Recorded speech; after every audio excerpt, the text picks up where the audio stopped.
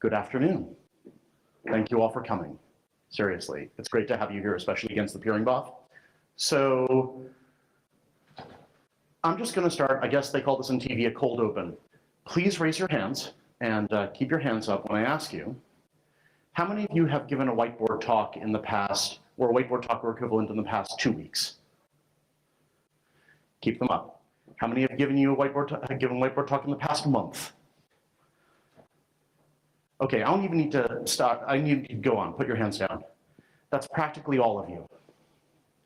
So every single one of you, at least 12 times a year, probably more, that's lying with statistics, is giving some kind of talk on one of these to get somebody to do something. Now, maybe it's get an idea into their heads. Maybe it's persuade them to do something, not coerce. Persuasion might be okay, coercion is bad. And how can you actually communicate what you want to communicate? We talk all the time, how often do we actually communicate? So, where do we begin? Well, first, my name is Matt Ringel. I am a network architect at Akamai Technologies, the world's largest non-network. I used to be, before I did this, I was in professional services at Akamai, where I was giving whiteboard talks roughly daily, probably several times a day. And so I learned a ton about how to give them because that was part of being part of professional services. But I also taught a lot of people on how to get their story out. So by the end of this talk, what I really want you to understand is how to structure a story that you're going to tell, narrow it down to something that is not going to lose or confuse your audience, adapt it on the fly to the audience you have in front of you, because you hardly ever get to select your audience, although you're all fine people, and how to control the conversation. Which sounds kind of evil, but what it really means is how to actually make sure that you get to tell the story that you need to tell while not running over your audience and making sure they get their needs met as well. Come in, come all the way to the front. We don't have a camera for the whiteboard yet, so you're going to have to look at it with your eyes. So the thing I love about whiteboarding is this interesting combination of storytelling, which I adore doing, and doing it in a visual medium. I get to draw on a board, I get to illustrate things, I get to describe my ideas in a way where you don't just have to picture it in your head, but you can actually see something on the board that tells you what I'm thinking while I'm looking at it. So let me make a couple of assertions.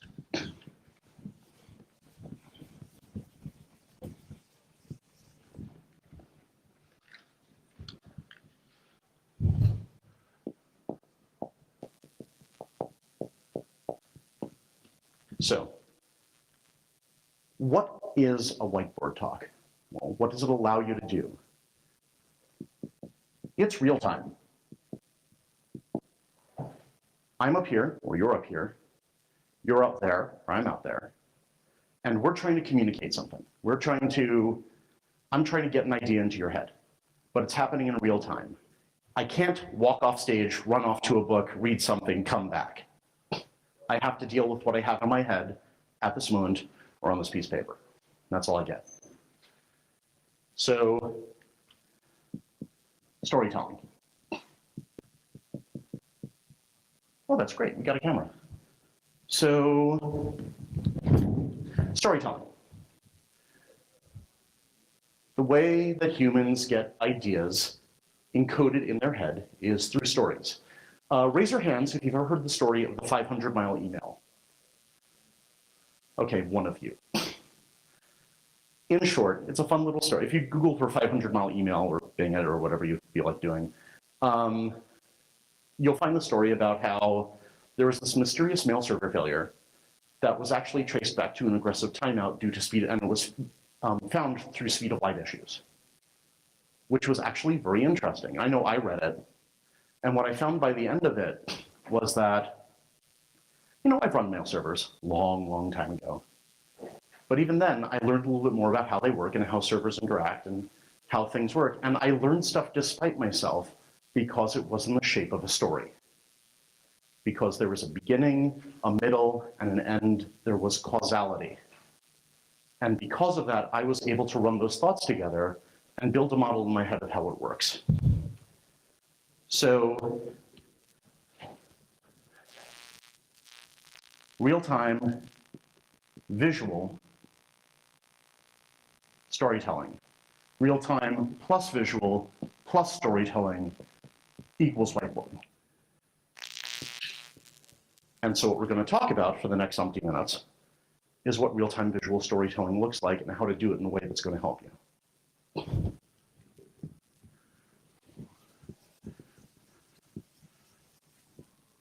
So a couple of logistics things. I'm not going to hold questions till the end because this has got to be more interactive. There's just not that many of you.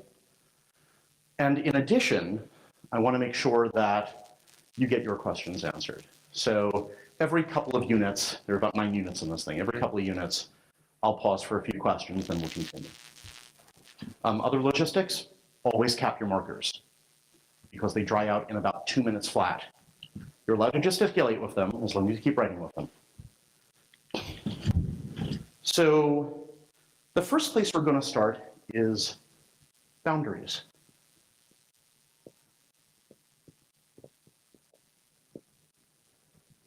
Or put another way, what is the story you intend to tell? And how can you restrict what you're going to talk about so you don't lose an audience? So let's say this whiteboard is everything that you could ever talk about with people, that you like talking about with people. So the first thing you have to decide is the horizontal boundaries. What is the scope of your talk? Let me draw horizontal boundaries of vertical lines. So that's the scope of your talk. Maybe it's a new transmission protocol. Maybe it's best practices for optical debugging. Maybe it's a whole bunch of other things. But by putting horizontal boundaries on your talk, you now say, these are the things I'm going to talk about, and these are the only things I'm going to talk about. And that's going to be very important later when it comes to handling difficult audience members. And we'll get there in a second. So you've got your horizontal boundaries. The next thing you have to do is vertical boundaries. So these represent your scope. But the vertical boundaries represent abstraction.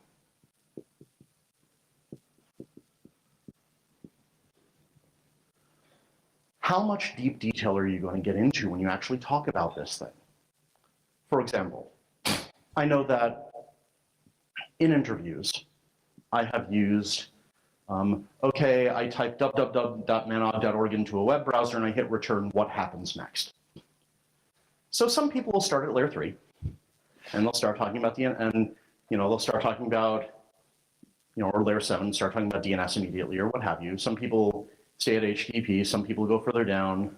If they're being extra super clever, they'll start talking about ARP. And if they're being really, really wise, well, if they're being really, really annoying, what they'll start doing is they'll start talking about the voltage on the USB line. Or even before that, they'll talk about the buckling spring in the key. Or even before that, they'll talk about the flexion of the finger. It's about 80 grams of pressure, by the way, depending on the keyboard. It's a really clacky keyboard. So the point is, and I might have been one of those people a long time ago, the point of that exercise is that if I hear somebody say, well, first you flex your finger, I'm like, are you taking this seriously? I mean, cool that you went that far, but can we actually get to the domain that we're talking about within this interview? Similarly, by choosing that, and that's something where you have no vertical boundaries. For example, down here, all the way in the weeds is the person talking about flexing their finger. All the way up here is, well, I hit return and then I get a web page. There's a lot of hand wavy up here. There's a lot of meaningless detail down here. Now, maybe your talk is all the way down here. Maybe you are talking about finger flexion and clacky mechanical keyboards. Maybe your talk is all the way up here because this is a talk about the overall business within video on demand, and we don't really care about how a web page actually gets to that browser in the mechanics of it. But you have to choose.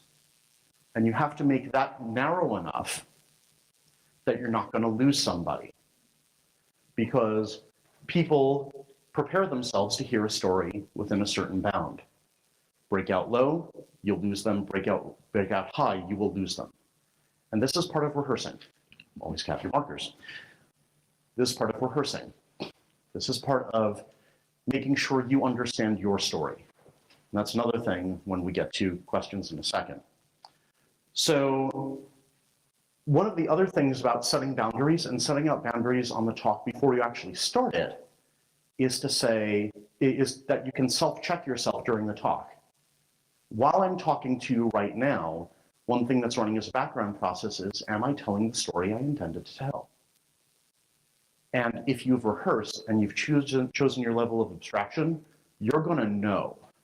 You will know, I promise you. You're saying, no, I don't think I meant to talk about that. I think I went into the weeds. At which point, because this is real time, all you can do, and the only thing you can do, and the best thing you can do, is finish your thought, pause for a second, and say, let's get back to what I was talking about. And just bring him back. But if you do not with intent figure out what in the world you intend to talk about and the abstraction you intend to use, you will not know that when you're talking. And you're going to get a lot of people staring at their phones or their laptops because they've lost the plot of it. So that's not meant to shame you. I was just pointing out you're looking at your phones and laptops. So what we have here, so before I go on, any questions about this? Everybody kind of got this? To the mic. Just so few of you got time. Yeah, sorry. Adam Mills from Riot Games. The question was, you spoke about how you reorient yourself. Will you be covering how to reorient, either helping other people in a group orient themselves back, like getting out of the weeds later on? Yes, I will. And funny you should ask. That's the other thing about if you put together a talk right, the question will then follow into the next thing you wanted to talk about. It almost worked. We'll get there, I promise.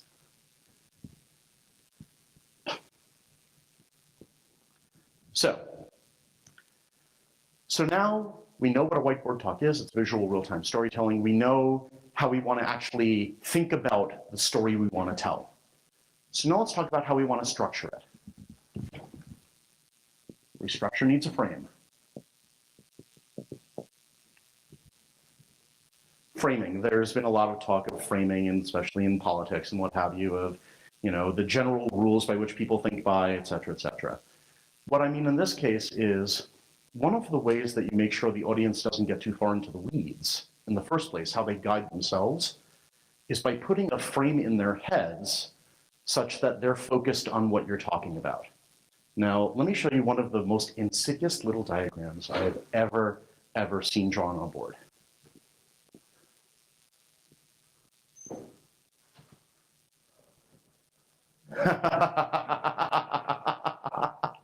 Somebody knows what's coming. Four-square diagram, right? You got your axis X, you got your axis Y, and you've got your groups things 1, 2, 3, 4. Okay? That could be fruit, vegetable, red, orange, fruit to vegetable, red to orange. We come up with stuff, right? Now, what have I done? I've drawn this little doohickey on the board. If you accept that, and you're not trying to do anything else, you've bought into about 4 or 5 different things. Number 1, there are 2 axes that we care about, and only 2.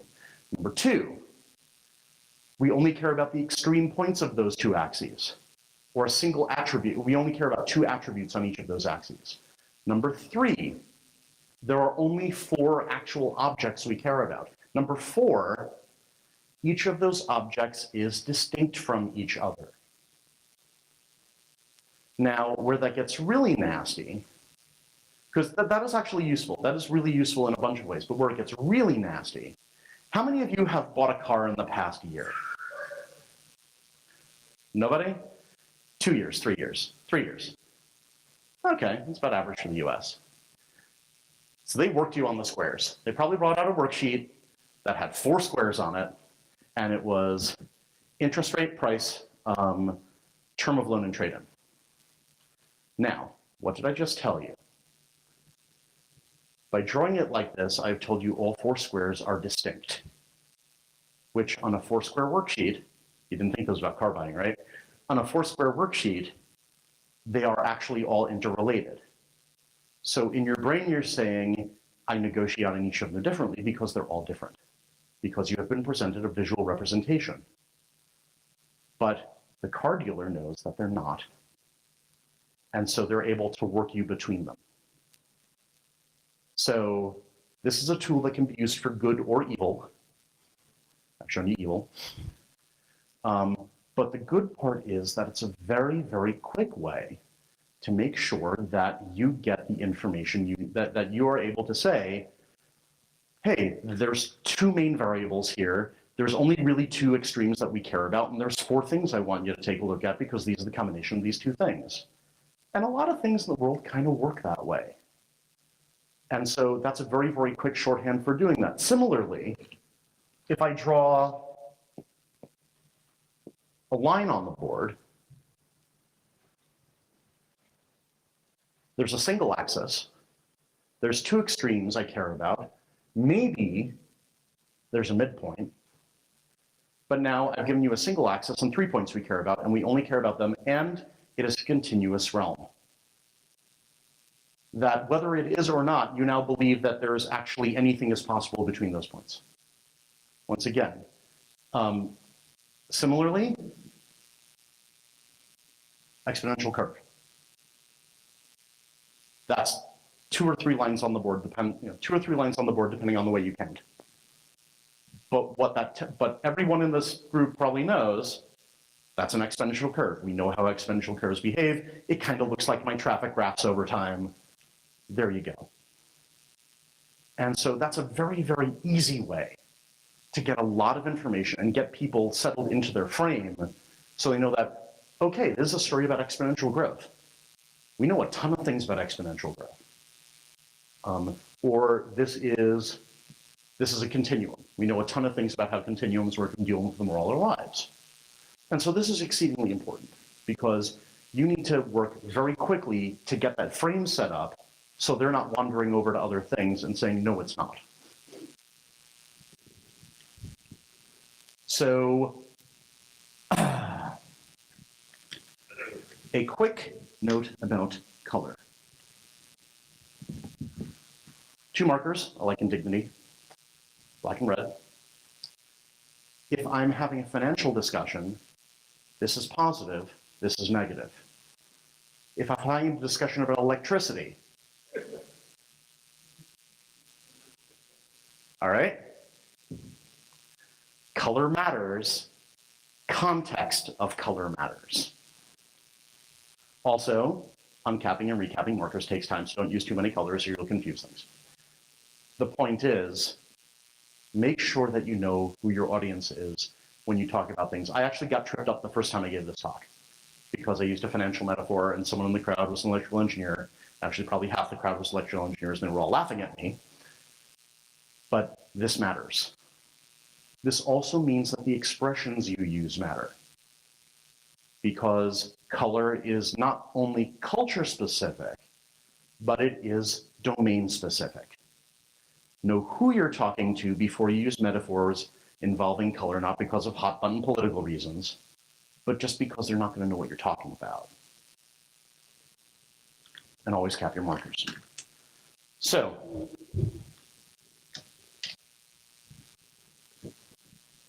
did that answer a small bit of your question?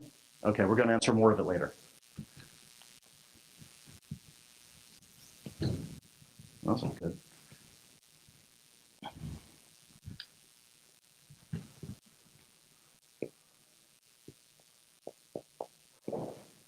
Okay. So we've talked about quick ways to frame that idea in there. Oh yeah, one last thing I wanted to talk about in that regard, about framing. So we can make assertions about framing, about storytelling, in terms of enterprises are moving to the cloud. I assert this. If you're not going to say, no, they're not, because that's clearly not true either. Although you may have a debate about how enterprises are moving to the cloud or what the cloud is or what an enterprise is or what have you. In the end, you have proposed the problem. And so now you get to propose the solution. And that's great, because now you've proposed both of them and you can work a story between the two of them.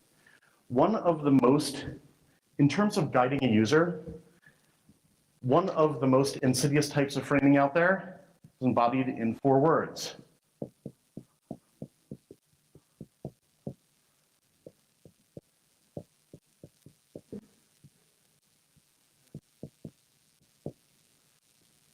The ad person who came up with that got a big, fat bonus. And here's why. Less filling tastes great. What have I given you a choice between? I haven't given you a choice between different brands of beer. I've given you a choice between how you enjoy a single beer. And we've already decided that, because that's what the ad's about, and I've already informed you what beer we're talking about. So now you just have to decide how you're going to enjoy drinking it and why you enjoy drinking it. Clever bastard. So you get to set up the great thing about being at the front of a room is that the only reason I'm an expert on whiteboarding is because I'm the one with the mic and standing in front of the room with this whiteboard behind me. Not for any other reason. So I have to prove to you that I know what in the world I'm talking about, which hopefully I am so far, and that remains yet to be decided. But what it also means is that you are the expert in the room until proved otherwise. That means people will give you the benefit of the doubt, and because they want to learn something from you, they want you to succeed. And so they'll kind of go along with you because you probably know what you're talking about. Use that to your advantage. You're proposing, but be sure of what you know. So in terms of the model,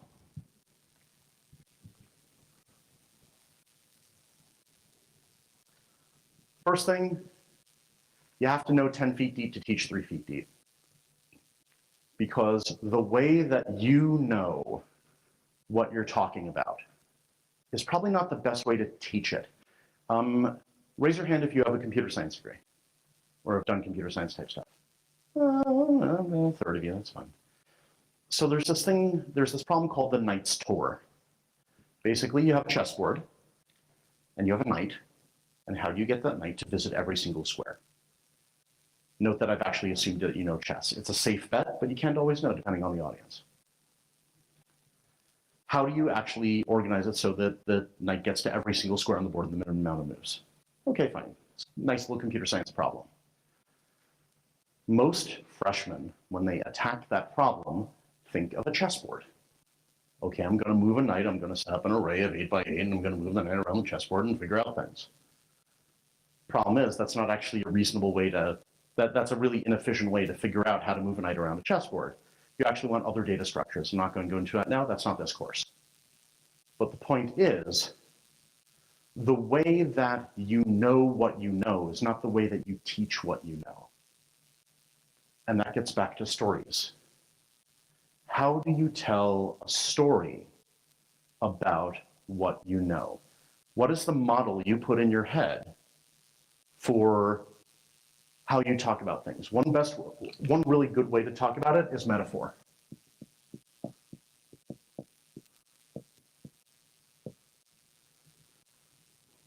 You get to choose the metaphor because you're the one doing it. So choose some other way. How many metaphors do you have to describe a TCP three-way handshake? Don't answer that right now, just think about that. How many, put it another way, how many ways and how tersely can you explain it? One exercise that I went through when I was in professional services, and I recommend it to anybody who's trying to explain a topic to anybody about anything. Explain, summarize this topic to me in 2 minutes. 1 minute. 30 seconds.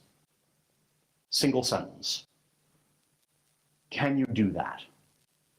Can you actually boil it down to what you're talking, boil it down to the essence of it to explain something? Try explaining to a technical colleague, a non-technical colleague. If If you're able to do it in under 1 minute or under 30 seconds, you've probably boiled out most of the irrelevant detail that doesn't actually matter for the core of the topic and what makes it different from anything else they know. So I invite you to, after this, or maybe during this if you feel like it and you're not listening to me, take a topic and figure out, could I do this in 30 seconds? What would it look like? So, sorry for a second. In terms of metaphors, I once had a friend explain the chemistry of hydrocarbon industry, including polymerization and cracking, with pool noodles in a pool. They basically got the pool noodles out and said, okay, this is what a typical hydrocarbon looks like. Here's what you're going to crack it. Here's how it looks. Here's what we do. And because I was able to actually see this gigantic chemical diagram arranged in pool noodles in a pool, I was able to get a good idea for how it was put up on the board. Similarly, if you're on a whiteboard, you can draw things out. Your chemistry teacher drew things out on the board, and it kind of worked that way too. So before I go on, the one other question for you is, well, the one other thing I'd point out is when you learn when you want to teach a topic, think back to how you learned it. If it didn't come naturally to you, if it did come naturally to you, you're actually kind of screwed, because then you have to figure out how normal people learn it. But if you had to learn it and you came by it hard and you really had to try, think back to how you learned it. Think back to the mistakes you made. Think back to the order in which you learned things and the way that your body figured things out. Because that's going to be a really good way to start explaining how this thing works and why it works this way. If I was to explain how to do a 3-ball cascade to somebody, I was drawn on a board, it would involve, well, first still 1 ball from hand to hand, and then 2 balls staggering, and then work from there into a 3-ball cascade. And I'd be able to draw that out on a board because I know that's how I learned it. And I had a whole bunch of standing in front of a door and tossing the balls against it and having them fly off in the middle of nowhere to prove it. So,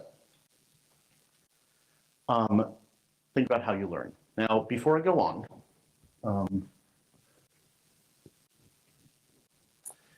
any questions before I go on? No? Pressing onward.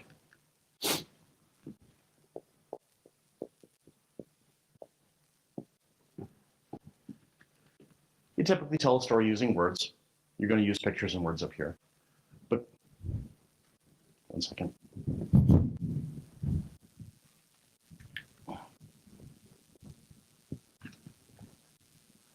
So you're going to tell a story using words, which means you don't have vocabulary, which means you choose your vocabulary. So in this particular case, one of the traps that a lot of people, and all of you have heard it, if you've given a talk up at the front of the room, and someone said, oh, so that's like X, but like with Y change. You know, they found this thing, they said, oh, it's just like that, except with this little modification over here, I get it. So the problem with that is they've stopped listening to you at that point.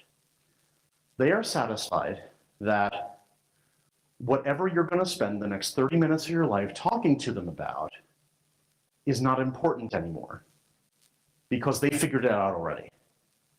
Now, there are very, very rare cases where that might be true, where what you're talking about is not actually all that original or new, and you have to allow yourself that. But in general, that's not true.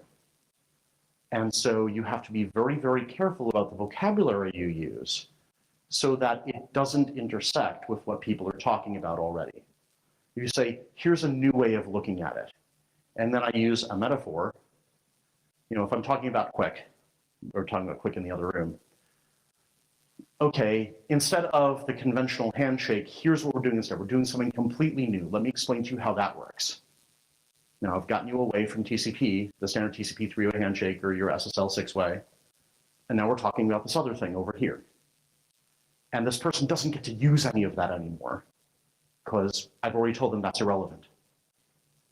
And so now I get to use my own words and my own terms and my own story to explain to the audience how these things work.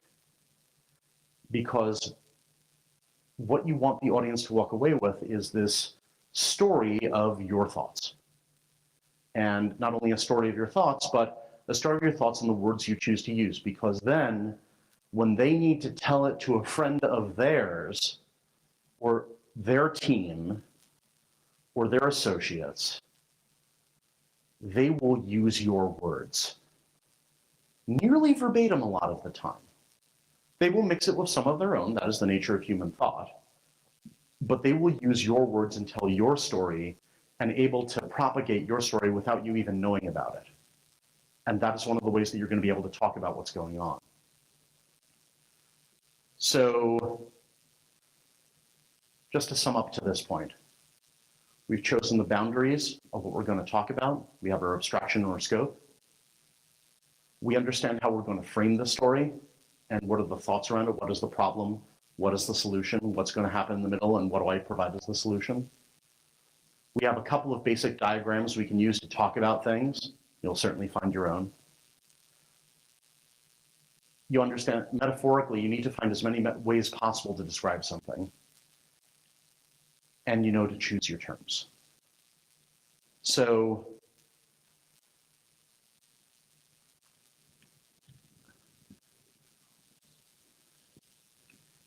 if you walk away from here with one lesson, if you walk away out of this room right now with one lesson, it's this one.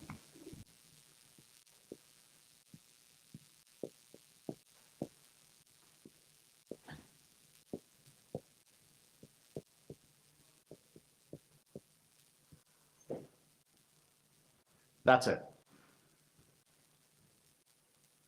If that is the only lesson that you come out with from this talk, hey, I attended Matt's Whiteboard 101 talk, another way I learned is that you don't make stuff up. I'm happy. Because you have learned more than most people who get in front of a whiteboard. And let me tell you how that happens, because those people aren't evil. Those people aren't dumb or misled or devious or horrible. But they're people who are not thinking about it. Now let me tell you how this works. I'm giving a whiteboard talk. I'm talking about something that I know really well, really, really well. And somebody asks me a question, and I am 100% certain of that answer. Well, clearly then I answer them, and I know I'm correct. But then there's a follow-on question. And they ask another question, and they say, well, hey, about that, can you tell me about this detail over here? Well, now I'm 95% sure. You know, maybe there's that thing, I didn't read that, it's a little bit obscure or whatever. But you know, I'm pretty sure I'm okay. So I answer that one too. And you know, I'll take 21 ounce. So sure, we're set. Now I get another follow-on, because clearly now I'm the expert, right? I'm the expert at the front of the room. And they ask me another detail about that detail, which I probably read once about 2 years ago. And now I'm 75% sure. Well, the problem with humans is they like to be consistent. I answered you once, I answered you twice.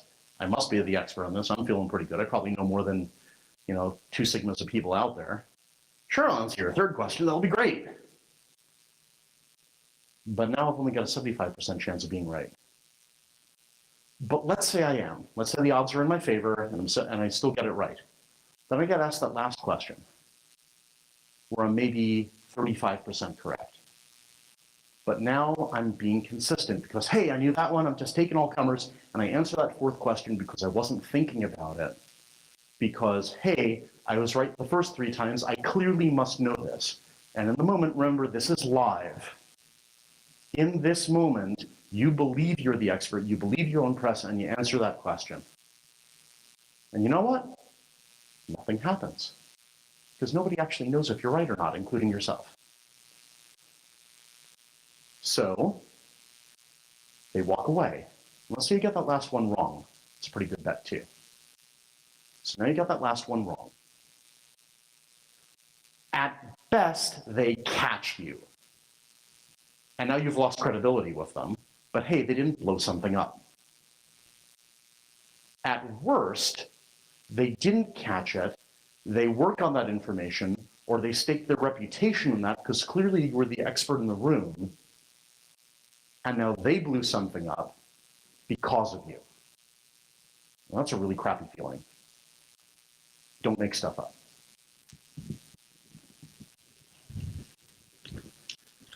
Also, one last thing about that. Everybody wants to make people happy. They smile, they laugh, feel like you're doing a good job. Don't trick yourself into thinking that you know something just because you want to make somebody happy in the room. Because that'll happen. And it sucks when they blow something up. So,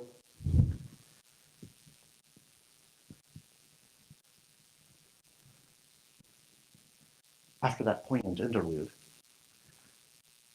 a brief note about parking lots. If I say parking lot in the discussion, if I'm doing a talk and I talk about I'm going to put something in the parking lot, everybody know what I'm talking about?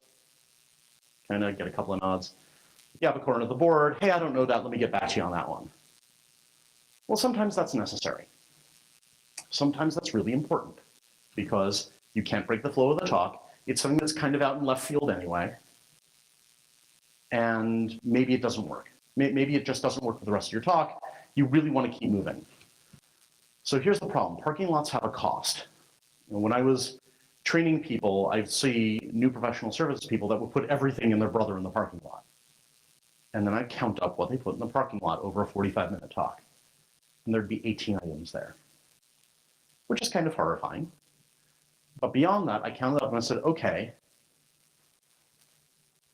where are you going to build that next 36 hours of your time to? And say, what are you talking about? I said, well, every single one of those things in the parking lot costs you 2 hours of the company's time. 1, because you answer their question.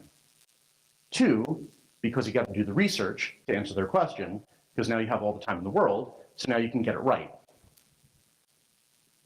In addition, there's going to be follow-on questions, just like the ones I talked about before, about horrifying details that you never knew anything about, but now you have to research even further. And so on down the rabbit hole until it terminates at some point when their curiosity is satisfied. And that's 2 hours for one thing in the parking lot. So remember that parking lots are important, they are useful, but they are also exceedingly expensive. So make sure not to use them too often, all the more reason to narrow your talk down. Any questions before I continue? Come up to the front, come up to the front. Any questions? To the mic, please. I'm the one with the mic. Can I rock the mic? What about limiting the parking lot? Say, you know, at the beginning of the discussion, hey, you got 3 things we can table for later. After that, I'm going to start charging you. If you can find a polite way to say that, be my guest. You know, if you can find, you know, hey, I'm only going to take 3 things in the parking lot. I have never been able to do that without people looking at me funny.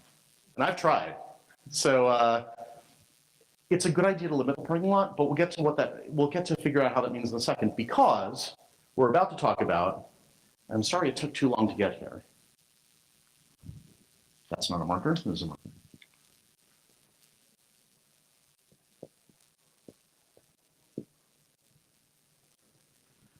How do you control the conversation? Because it's me standing up here, but it's you listening, and if it's a bunch of people around a meeting table, they're going to ask questions, because the assumption is that in a large group, in a small group, you can ask questions roughly whenever you want. So how do you control the conversation? First step, agenda. Now I have an agenda, it just happens to be on this piece of paper. Have an agenda, know your agenda, stick to your agenda. By having an agenda, you give people the, you know, it's effectively the table of contents for the story you're about to tell them. And, as a bonus point, by being able to write out that agenda, they know how that story is going to flow. You're already setting up that thought model inside their head by having that agenda on the board that they quickly read. I typically put it on the board and I leave it on the board. It helps sometimes. Don't always have to do that. but it means that that someone can look over there and say, hey, they're going to talk about this next. Okay, fine. Now, sometimes that means they check out until they get there, but it's not like you announce everything you talk about. So the great thing about agendas is that you can blame them. Hey, that's a great question, but we got a lot to cover there. Let me talk to you later. There's a lot to cover today. Can't really spend much time on that right now. We don't have much time in this meeting. Everyone else, are you in the room, including your boss, agree? Okay, that's great. Let's talk later. And sometimes they do. Most of the time they don't. Why? Because they didn't actually care about the question they were asking. Most people don't. I mean, sometimes people really want to know, and we'll get to the types of annoying question people later. But if they really have an honest question, if it was relevant in that moment, then it will be even more relevant when they get to think about it more 35 minutes from now, when they either get to pop open mail buffer and write something, or they actually get to talk with you. So, talk about agendas, how you structure them. Think of it as a table of contents. Think of that as a way that you can actually structure your story when you're working out and rehearsing it. I did mention rehearsal, rehearse, very important. So, also,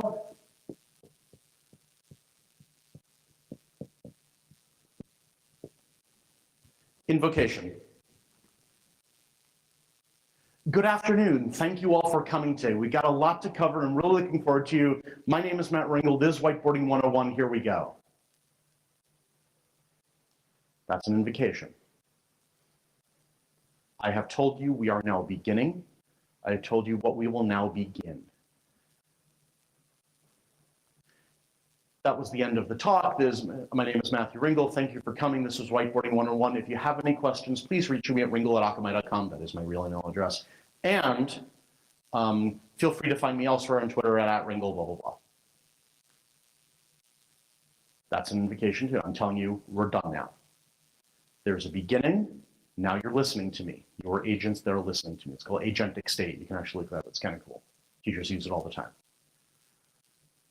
Or at the end say, okay, we're done now. And now you can tie that all up in your head with a bow, or if you have any follow-on questions, you can now kind of freeze them in paper and work from there.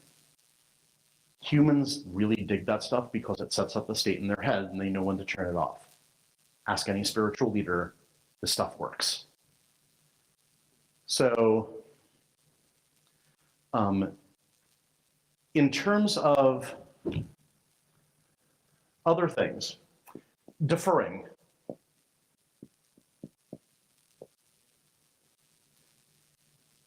Hey, Matt, what about frobbing the Framistan? I've been trying to frob the Framistan with like a 1/2-inch frobber. Can you help me with that? I don't know how to frob the Framistan with a 1/2-inch frobber. I don't. It's a great question, though. I'd love to get back to you on that, but I really can't answer that right now. I just don't even know where to start. You're still the expert on the story that you intended to tell, even if you say, I don't know, to something very specific. So be okay with saying, I don't know, which gets back to consistency and talking about don't make stuff up. Because if you hit a point, because the way that you break that chain of 100%, 95%, and so on, is to just say, I was with you up until right there. That's getting really, really into details I haven't taken a look at in a while. Let me get back to you on that. If that's really important to you, send me a mail with your specific question, and I promise I will get back to you. And that's the way you break that chain of making stuff up. Yes, to the mic, please. Hi, I'm Rodrigo with Riot Games. You touched there on a point that could be helpful on managing the parking lot. Could you ask people to look themselves up the details they're asking for? So if you remember part of it, where to find that specific information. If you go and look here and here, then you'll find what you're looking for. I think the question is like, well, okay, how does this tie into a parking lot in terms of basically saying, I don't know, and then I can put it up there, and then having other people put stuff up there as well. Let's talk about that later. That gets into a little bit of, and the reason is that that gets into inviting other people up, which is a really tricky situation when you're actually trying to get your story out, because then they take time as well. So I can talk with you about that later, but not right now.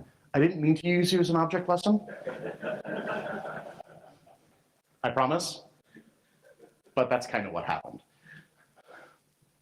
So, do you have a question? I do, Okay. or more of a statement. No statements, only questions. Thinking of how I rephrase it. Then, is it okay to, instead of saying, I'm going to put this in the parking lot, say it's something I've never researched, I really have found no interest in myself, feel free to go look at it yourself. So, I'll take that. That's fair.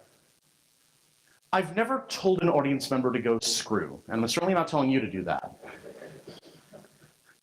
But this is a very, very subtle thing.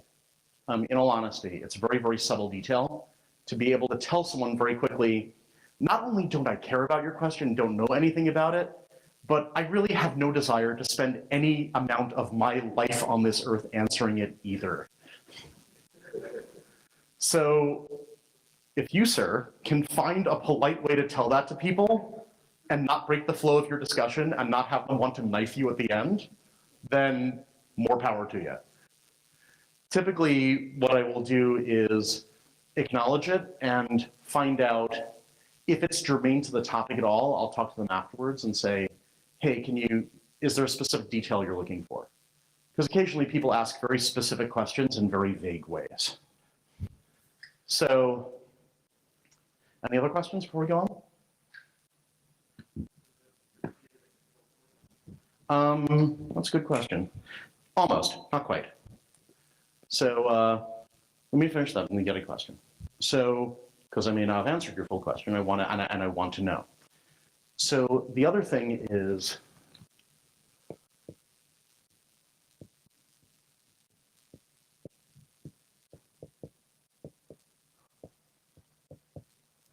bring them back. Figured. So in this particular case, that can mean a few things. You've got 8 people in a room. There's probably going to be a side conversation. Just because there's a meeting doesn't mean that work stops. Hey, somebody just got mail. Oh my God, my project's on fire. Oh my God, somebody just put out my project that was on fire. Oh my God, my project just got axed, which was on fire. Projects, fire, stuff. So the question is, if there's a small side convo, it'll probably peter out very quickly, especially if they're trying to be quiet. They're like, hey, there's something I really have to tell you. It's fine. Just keep going. As soon as it goes on for more than 30 seconds, stop. Ask them, hey guys, can you hold it till the end of the talk? Or, and especially if there's more than one side conversation, and saying, and it depends. You can be firm without being rude. It's one thing to say, I'll wait till y'all are done. Sorry, all y'all are done. I'll wait till all y'all are done. I'm from New York, so I kind of get that one messed up. And that's kind of rude. It's another thing to say, look, this is really important. Can you keep it? I mean, if it's really important, can you go out of the room and take care of it? Because I understand work doesn't stop, but this is a really important topic and I really need you all to understand it. Now you've told them, get out of the room. But you've told them why.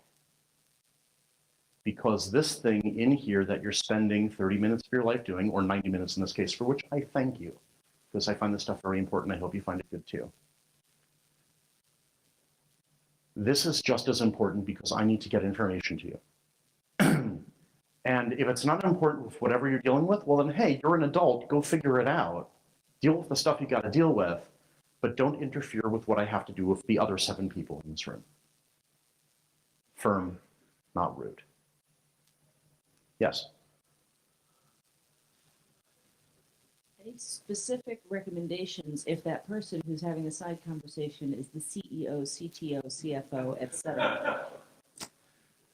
So if that person writes your paycheck, that's a special case. So I didn't mean to do the course in executive communication. That's Whiteboard 102. But in that particular case, you don't have 30 minutes of their time to begin with. So you kind of get around it. In a lot of cases, if they're having a side conversation, typically they're your sole audience. If it's C-suite, they're actually, there might be other people in the room, but they're the only one who matter, because they're the ones who are going to have to make a decision based on what's there. Obviously, for really tiny companies, it gets weird, but we're talking slightly larger. So it might be, so flip it around. It's not you saying, my talk is really important. Can you leave until you figure it out? Because they just had something that caught on fire that was much bigger than you. So maybe it's you get to interrupt them for 5 seconds. We're all adults here, and say, hey Bob, hey Bob, do you want me to, is this an okay, I realize you're dealing with something, is this an okay time? I'll come back later. And so you get to defer. In some cases, if it's just a side convo and it peters out, who cares? But in other cases, you have to bow to the reality of, if you need this person to make a decision and you need their attention and you don't have their attention, you're going to have to wait until you get their attention. Now, sometimes that might be a, depending upon how well you know them. Sometimes it might be something really important and you just have to reschedule. And that is one of the grim realities of the job.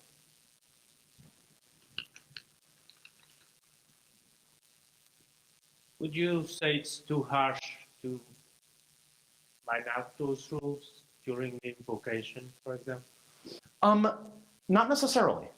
Not necessarily. Sometimes, is it too harsh to, outline those rules, outline some ground rules during when you say, hey, we're here, we're going to do this thing, here's some ground rules on how we're going to handle this, because there's a lot of information to go through. It really depends upon how structured the rest of everything is. It's hey, this is a full day event, everybody gets half-an-hour slots, nothing can go over, because you got to think of what is calling for those rules to happen.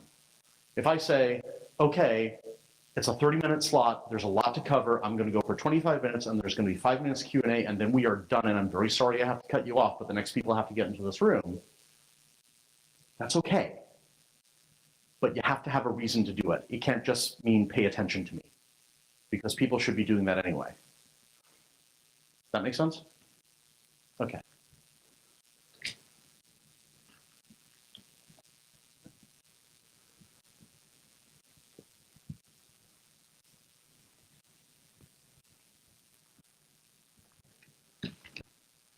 So paired with bring them back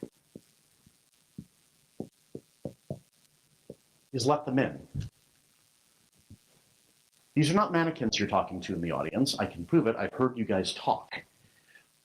So how are you going to, involve the in what you're talking? Sometimes it's pausing for questions every now and then. You've noticed every unit, I pause for questions, you come up, I answer them, we move on. One of the things that's very important, and I've been doing it with everybody who's asked a question, just so you know, listen to all the words of the question. Especially in a technical realm, you're going to hear the first 5 words of the question, and then all the knowledge is going to slot into your brain, and you're going to say, hey, they're talking about Frobben-Framistan again. I love Framistans. And you know all about Framistan Frobben, and that's cool. And so you don't even listen for the last of their question, because it's probabilistically true out to about 95% that the question that they're going to ask is about how you twist a Framistan clockwise after frobbing it. And that's fine, because there are a lot of clockwise frobbers Framistans. But let's say that's not the question they were asking. Let's say they're asking something completely different. And so by the time you're done, you glibly answer their question. It probably has some bearing on what they've asked, because you do have some knowledge on the matter. You've probably answered your question thoroughly, but you haven't answered theirs.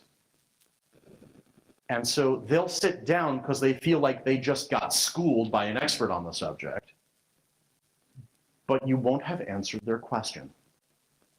And so they'll sit down confused and a little bit disappointed and wondering whether they should have asked it at all. And now you've got somebody who thinks less of you, doesn't know the subject as well, and now might not look at that topic at all more, and now they're less effective at their job. I know that's a lot of weight to carry. But it happens. So listen to the entire question. It feels good to be right. It really does. It feels good to know you have the answer within seconds of them opening their mouths. But you will not, you will miss the opportunity to learn something yourself about what people ask about if you don't actually listen to the whole question. Also, mechanically, choose 3 proxies in the room. There are 3 of you I've been looking at in this room on a pretty regular basis. I'm not going to tell you who you are. I switched it up. But I've been looking at each of you, 1, 2, 3, 2, 1, 2, 1, 3, 2, and so on and so forth, to gauge the room. So I look at someone. If that person is smiling over here, that whole side is smiling. If a person in the middle is bored, they're all bored. If the person there is looking at their phone, they're all looking at their phone or their laptop. And so you have to, and that's a way of gauging the room. You can't look at everybody, okay? Even with the 37 of you in this room, 42, sorry. I can't look at everybody. If you count, I'm probably wrong. So I can't look at everybody in this room, but I can look at 3 of you. And by looking at 3 of you, everybody in the room thinks I'm looking at them. And that connection is exceedingly important. So choose 3 proxies in a room. It reduces your cognitive load. So you just have your eyes just keep fall there and just keep note, happy, bored, annoyed, fidgety, and so on. And that's going to help you a lot with gauging the audience very quickly and adapting your talk necessary. Maybe you have to pick up the energy of the talk. Maybe you have to slow it down a little bit. Maybe they're looking for something a little bit more serious, and so on. One thing I've been doing with you guys, checking in. Okay, any questions? Any questions? All right. For longer talks, yes? The question is, how often should you check in? Next time come to the mic, but it's cool. How often should you check in? It varies. I'd say for a shorter talk, like 30-minute talk, divide it in 2, check the midpoint, and then you'll have Q&A at the end anyway. If you hit a large amount of information, if you've just like done a couple of units, a couple of chapters in your story, then check in and say, okay, now we've done this, now we've covered chapters 2 and 3, which are blah and blah. Do you have any question? Summarize, ask for questions. Okay, we've covered framing and modeling. Ask for questions. Mike, please. This is not for my benefit. I can hear you, but they can't. You're gauging a room and you see someone or part of that room, you take it as they're bored, not interested. What does that mean to you that you're going to pick it up? Well, it's a good question. So what it typically means, the word not interested, I'm not engaging with them. Either what I'm talking about is not engaging, or I'm not engaging with the audience. I'm not talking with you directly. So maybe I'll come off the podium. Maybe I'll look at more of you. Maybe I will think in my head very quickly about what I'm talking about. Really, am I rambling a bit? Yeah, I probably am. Okay, let's just move on. Let's keep the energy up. Let's keep the topics up. Let's give you a little bit more novelty so that you stay engaged. Or maybe I have to get more serious. Maybe, you're hearing blah, blah, blah, blah, blah, whiteboard, blah, blah, blah, blah, blah, blah, blah. Don't make stuff up. Dramatic pause. What does that mean? So in the case of, an audience not engaged, a lot of it is give some direct engagement the best way humans know how. Give more eye contact. Look at them. talk with them, maybe pick up the pace a little bit so they're getting a little bit more novelty in their heads. So they're getting the dopamine hit, so they're saying, hey, there's something new here, I should look at it. There's another mammoth on the plane. So that kind of thing. That will actually help with, in real time, you can't change the topic of your talk. If your topic is boring as toast, either get better at talking about it or get a better topic. But if you can't change that, then understand that maybe you should be picking up the pace of the talk to talk about more new things, to get more ideas into their head quickly, because they're not chewing on them as fast. Good, because maybe they're saying, okay, I got that, move on.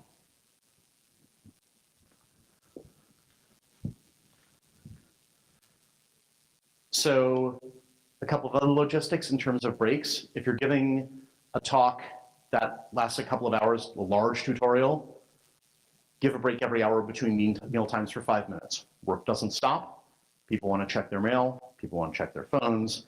People want to do stuff with Facebook or choose your social media and what have you, G+, go G+, and stuff like that. So with that being said, because I've left the fun stuff for last.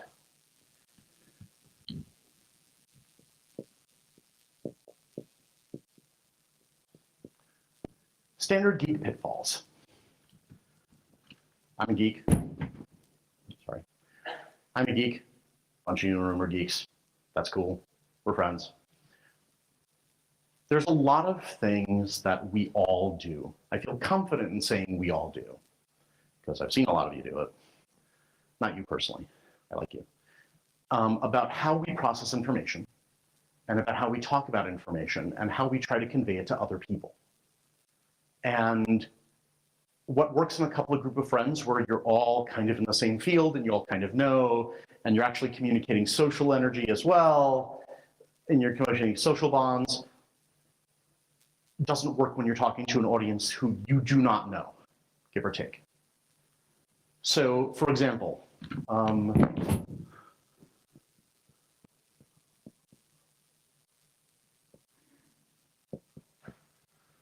I call it knowledging. Hey, how you doing? Yeah, I talked all about Fromm so let me tell you about Fromm. But first, before I talk to you about that, I got to talk about this other thing. And there's this other thing I did over here, which totally relates to Fromm. And so you basically dump an unstructured mind map of your head on top of this person about Fromm. And the problem with that is that, once again, the way you know it is not necessarily going to be the way you teach it. You have had time to assimilate that information. You've had time to fit it all together. You know how it all goes. And now you are just giving large amounts of unrelated information, and because you're a smart person who has a whole bunch of connections in their head, you start pulling in stuff from all over the place that's completely unrehearsed. You lost your audience within minute 2, and you're already at minute 8, and they have no idea what you're talking about, but they're nodding and smiling because you're a smiling and very engaging individual. That's a problem. I have seen professional services people, when they give their first whiteboard talks, manage to not even start talking about the thing they were instructed to talk about, because they spent 45 minutes going into some picayune detail somewhere because it was really awesome. Fun talk, but they failed. So, and also, one of the things that technically oriented people tend to do if they're not confident is they'll start just blathering information at you about the stuff they do know.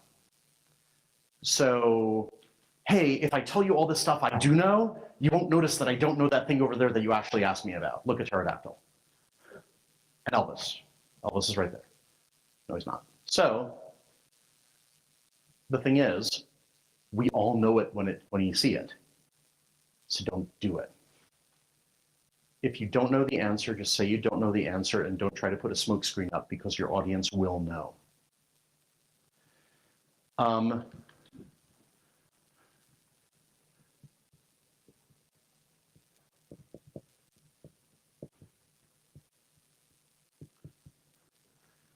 Taking questions personally. Someone says, you're wrong. When they say you're wrong, well, okay, they're being a little bit rude maybe, but when they say you're wrong, they're not saying you lied to them. They're not saying you misled them.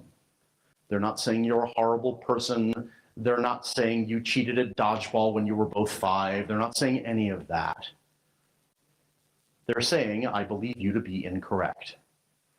Different cultures in the world have different ways of saying that.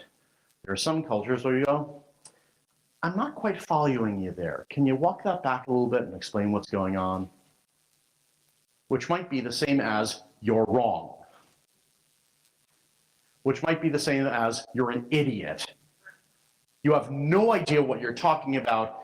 I don't want to hear another word from you unless you can correct yourself. And those all mean the exact same thing. But depending upon what culture you come from, you may take that very, very personally. I didn't lie to you. I didn't mislead you. What are you talking about? I'm not a horrible person. I totally didn't cheat at dodgeball. But yet that's the way it's going to feel, and it's going to throw off your entire game. It's just words that were said that were looking for an answer. And if you just interpret all of those as that person opened their mouth, words came out, that all equated to, I don't understand what you're talking about, can you help me? You're going to be in a lot better shape when you get people of any number of cultures in a room and be able to keep your cool and answer that, because otherwise you get very defensive, at which point it turns into a, oh yeah, well you're wrong too, and you're all wrong. And now you look like an idiot because you've just taken off the expert crown, put it down, rolled up your sleeves and said, I'm going to be an idiot like the rest of you. So don't do that.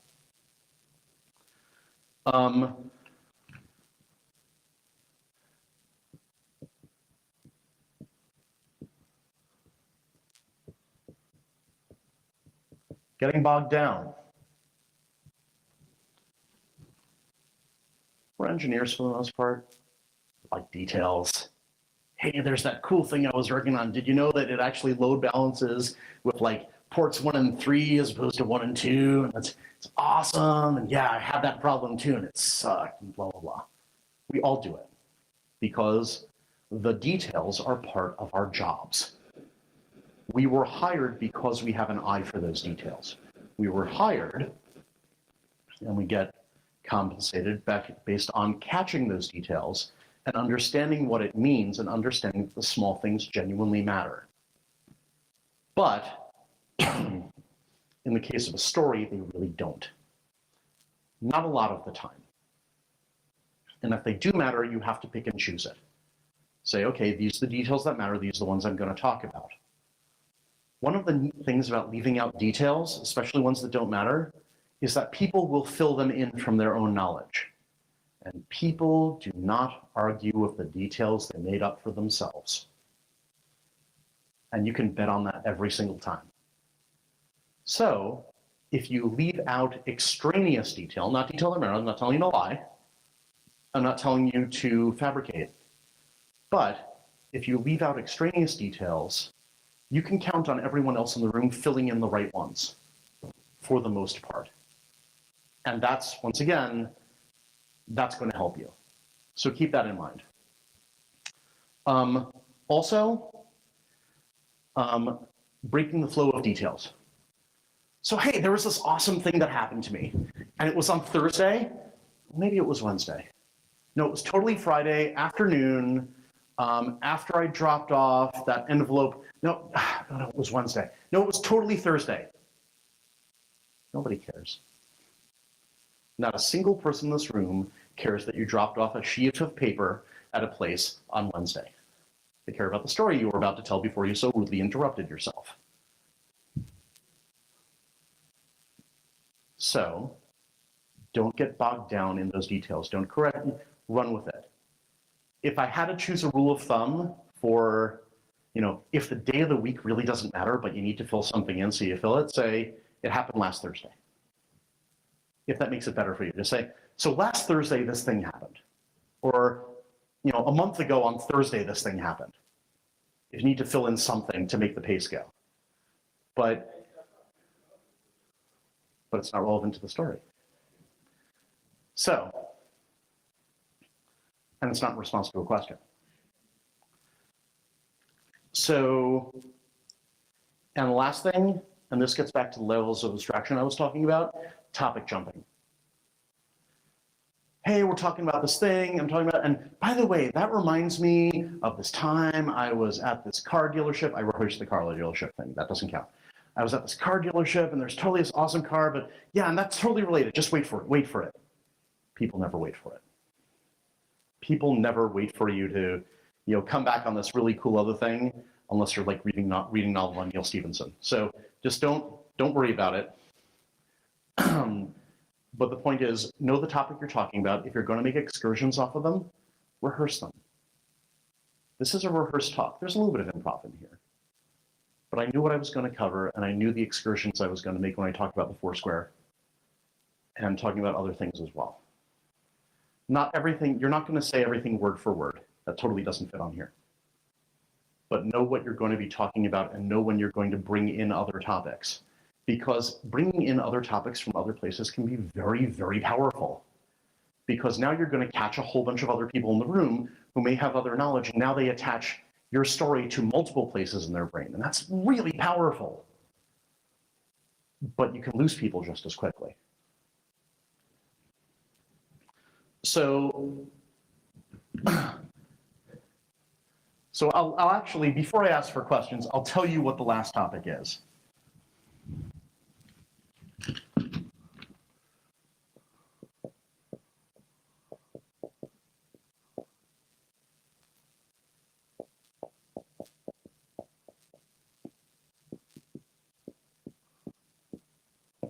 So that's the last topic and how to deal with them. Before I get there, do you have any questions?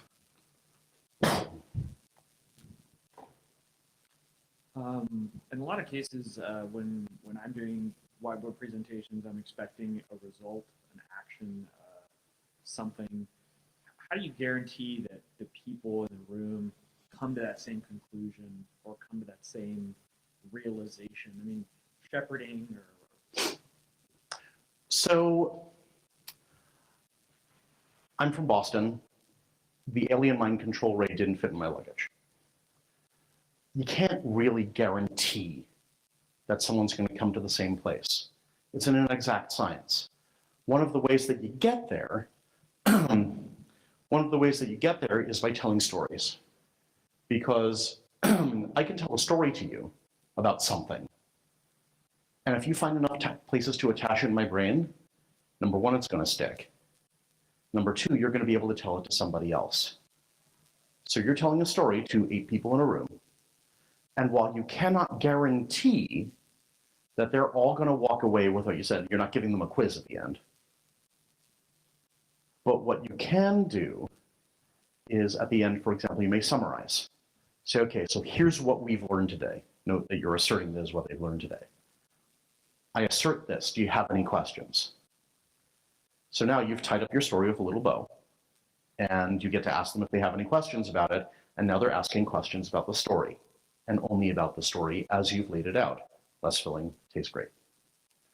So you cannot guarantee that they're going to walk away with exactly what you wanted, but by telling a story about it and telling a coherent story about it, and making sure that you've actually narrowed down the abstraction to something that's going to stick in their head, you have a really good bet that they will. Does that answer your question? All right.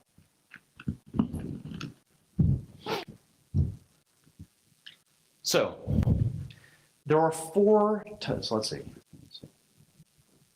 All right, 15 minutes, perfect. So there are 4 fundamental types of problem children that I have found, specifically at conferences. You've probably seen most of them, if not all of them, this week, by the way, just so you know. The last time I gave this talk at NANOG Atlanta, back last February during the snowpocalypse, it was at the beginning of the conference, and people were actually calling these out as they happened during the conference. It was really awesome. And next time, armed with this knowledge, because this is kind of the last tutorial, armed with this knowledge at the next NANOG, which I think is Montreal, something like that, you'll get to play the NANOG Bad Audience Member Drinking game with me. So here we go.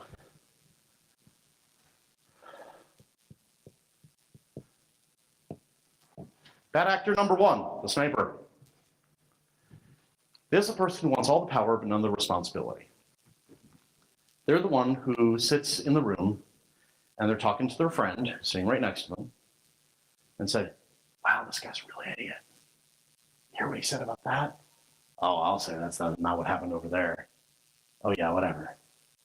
Now, the thing with stage whispers, because they're always done in stage whispers, is that you can hear them from the stage. So I can hear you if you're making the side comments to people or not, or I can look at you doing it or what have you, and you're kind of giggling, well, he has no idea what he's talking about. So the problem with that is it's very distracting, not just for me, but for everyone around you, or for everyone, this person, so this person is, look at what this person is doing. Number one, they're getting attention of the person next to them at the expense of the person on the stage. Number two, they want the power to talk back to the person on the stage. They want to say, you're an idiot. But they don't actually have the fortitude to come up and say it and get up to the mic, and even just get up to the mic, which is what the mics are for, and say, I think you're wrong.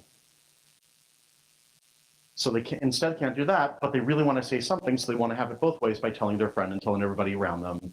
And sometimes a little bit more so because they do over IM or IRC or take your pick. And that's a problem. So what can you do? Well, here's the thing. They want all the power, none of the responsibility.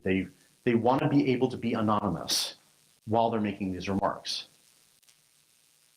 Teachers, third grade teachers, have known this for a long time. Tommy, do you have anything you'd like to share with the class? This is a third grade tactic being practiced by grown adults. And so you take the spotlight. All right. You have anything you'd like to say?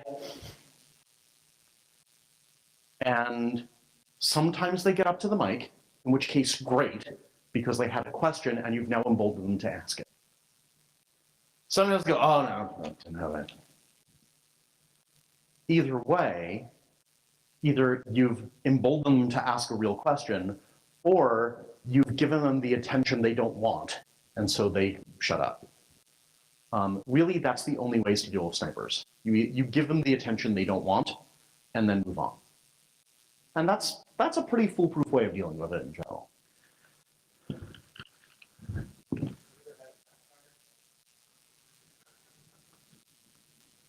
Have I ever had it backfire? If it could be said so, the way I've had it backfire is I've said, do you have anything you'd like to say in class? And they get up to the mic and they say, I think you're an idiot, and I think you've been an idiot for this entire talk, and I don't think you know what you're talking about. I don't know why you're up here. And you pause for a second at that point, not because you're stunned, because he kind of knew, but because now they've made themselves an idiot in front of the entire room, and they've just burned out, and now they've woke up to found themselves standing in a mic in front of a whole bunch of people who now think this person at the mic has 5 heads and 7 elbows. I didn't have to do a damn thing. It backfired on them. I've had people tell me get up to the mic and say, oh, okay, I'll get up, and tell me I'm wrong. And they said, it appears we have a difference of opinion. Let's talk about it later. And we talked about it later. It's like, I don't think you know what you're talking about here. This is the fundamental problem. And we reconciled it over time. But once there was actually 2 people talking together and they didn't have an audience, they weren't going to blow up at me. And so you just take it down to that level. If a person has a real question they really want to ask you, they will come up afterwards because they'll still have it in their head. What you can also get to, and we'll get to this one, and actually we'll get to it now. I'm going to move things around a little bit.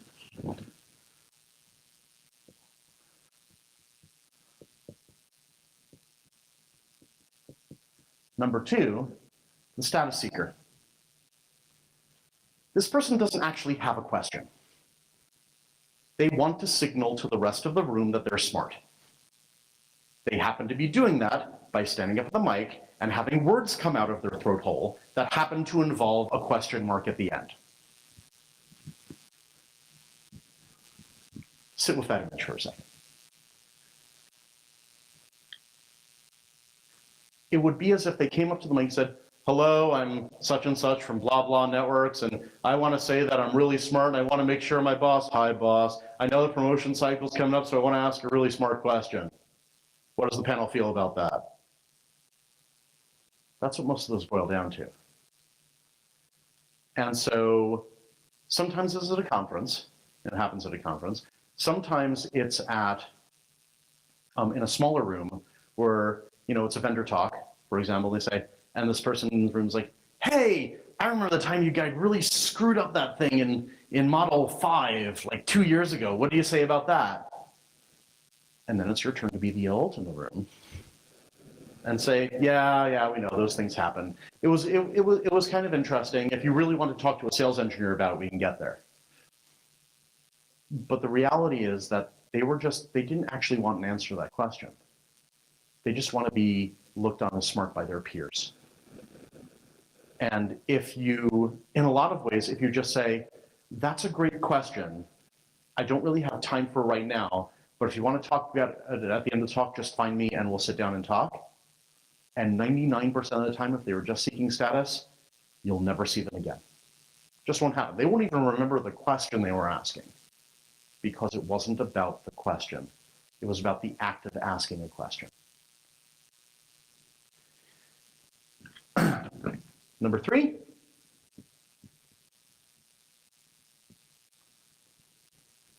the bully. This is a person who has had an immune response to whatever you have talked about. You have said something that is so anathema to their existence on this firmament that they cannot hear a single thing that you're talking about next. Like, I'm done. It's over. What the? You're just wrong. I want to tell you that you have no idea what you're talking about. I want to tell you that this is the way it is, and you just should get off the stage. Typically, that doesn't happen in conferences. That typically happens in smaller groups where that person believes they have status. In that case, what I recommend doing, do not escalate. Do not go toe-to-toe with them. You will not win this one. You will lose whatever moral high ground you had by standing on this podium right here. Isolate them. They're just one person. They're one person acting unprofessionally at the top of their lungs. And wait for them to burn themselves out. Because if they're really having an immune response to it, so everybody's heard the thing about, just stop and count to 10. Okay? Does anybody know why that works? So the short form, I know you know, the short form is that it takes about 12 seconds for the rest of your brain to pick up from the fight and flight response that you initially have. So counting to 10 slowly means that the rational part of your brain can pick up the football and figure out what the hell you were talking about. Hence, if someone actually had a fight or flight response to something you said, especially in a technical setting, so it's kind of illogical, wait for them to bury themselves, burn themselves out. You're going to notice about 12 seconds later, they're going to begin to lose steam because they kind of woke up and realized they're standing up and yelling at you. Isolate. Do not escalate. Because if you escalate, then that fight or flight response is just going to take over and it's going to end up in a cycle and you're going to be derailed. They're not going to get their question answered and now you've lost your expert status. And so the fourth and final one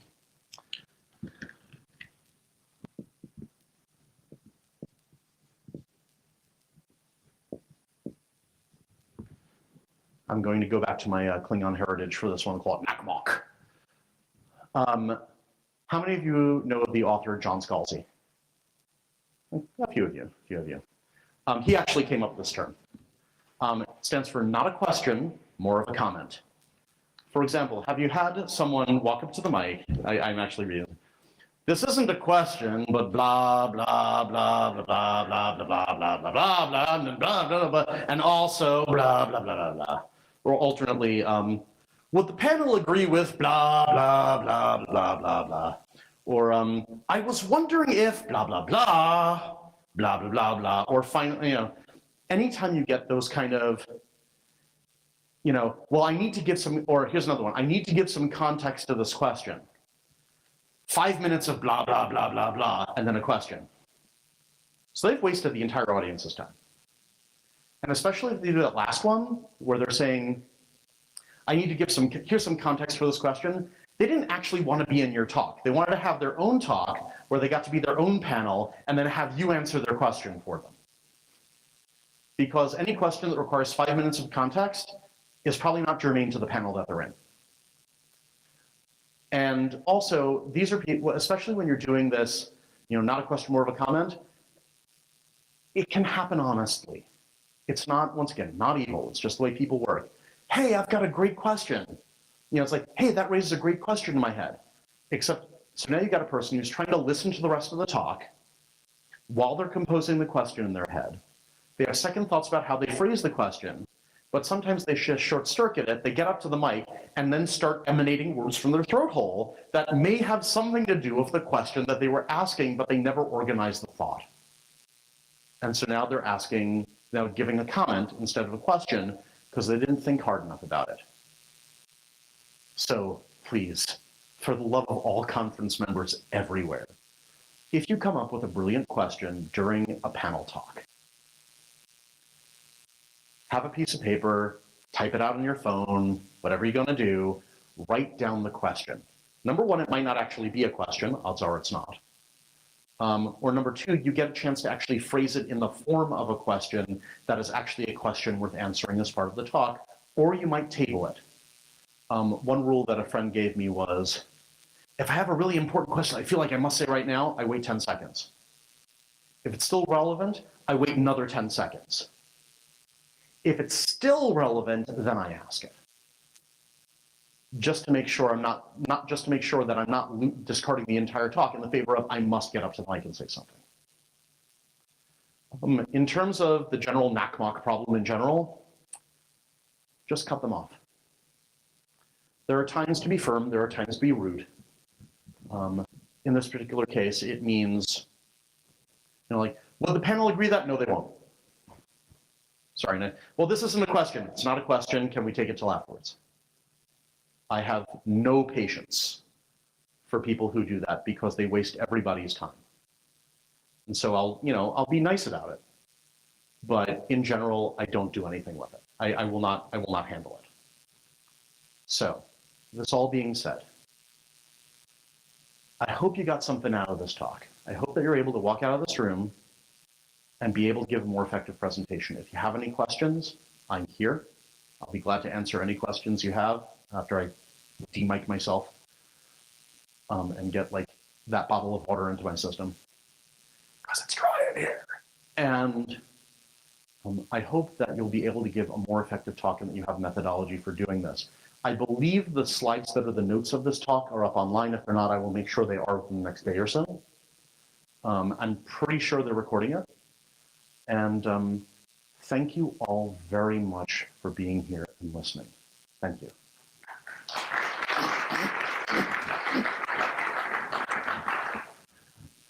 Any questions? Actually, I do. So going back to Can you speak up a little bit? I'm sorry. Sorry. Going back to the bully, can you give me an example of how you dealt with the bully? So let's say the widget doesn't go clockwise, it goes counterclockwise. How dare you? So if they're yelling at the top of their lungs,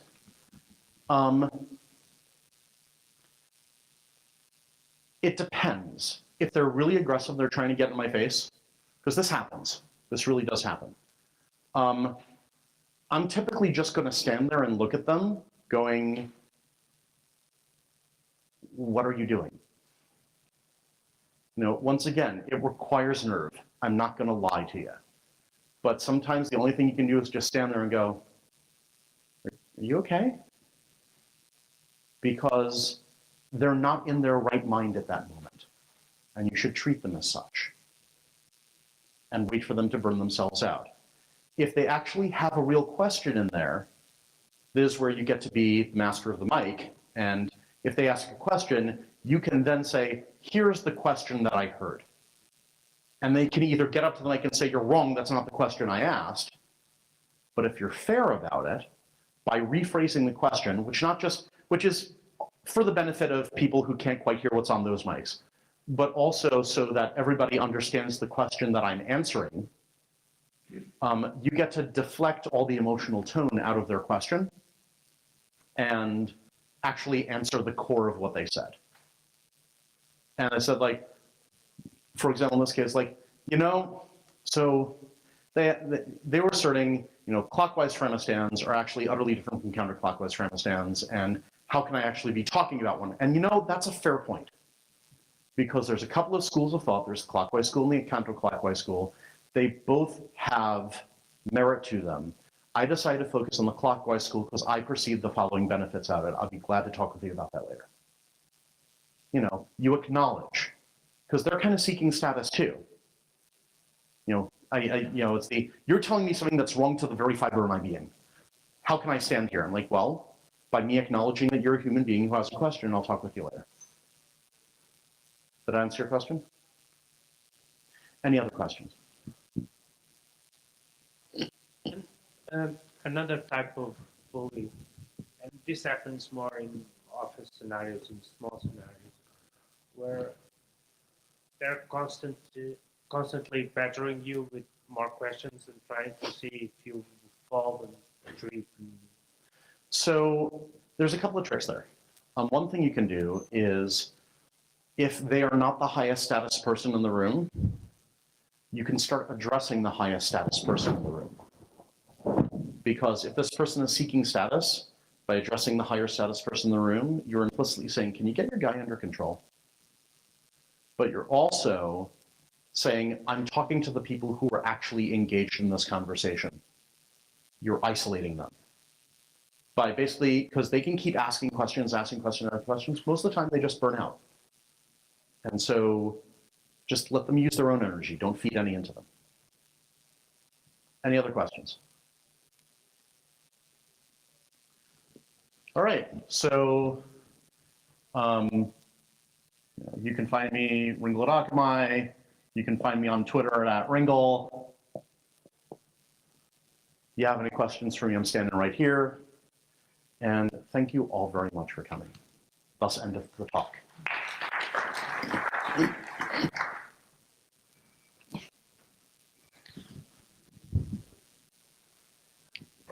Glad you liked it. Trying to capture that information. People, I do a lot of